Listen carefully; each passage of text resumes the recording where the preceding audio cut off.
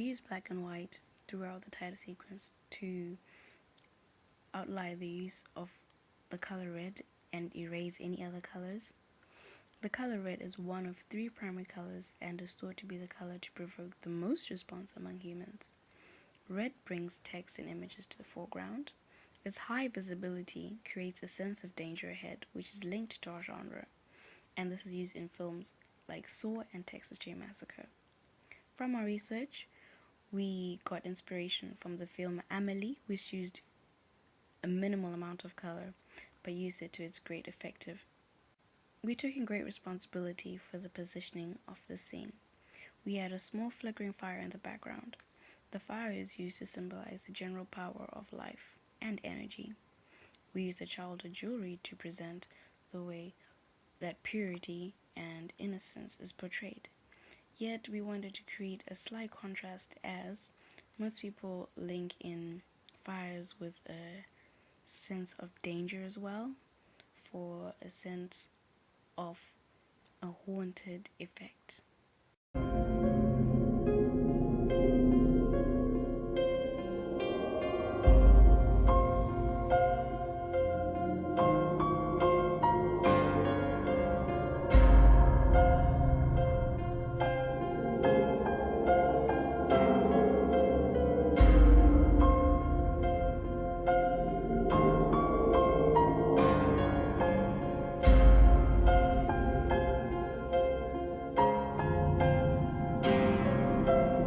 The Files of the Missing Children is to establish the genre and setting.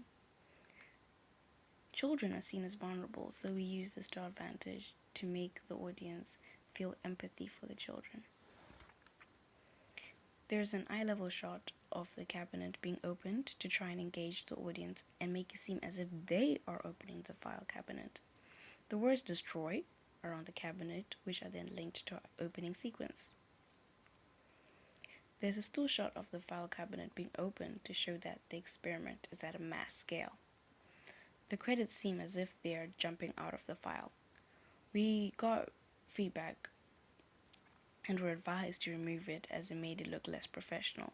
However, as a group, we decided to keep it as it made it have an authentic feel.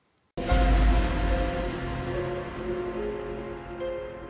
use of the handheld shots generally, handheld shots are considered amateur, but we actually use this to imply the danger yet traumatic experience of the killer. The knife is a stereotypical object to imply death. In the opening sequence, we did not use the knife as we did not want to promote gang crime, which would have been considered unethical, which wasn't our aim. So we tried to use another alternative way to create the stereotypical view of danger. So we use an alternative representation of death. The last frame is a flower being held with blood.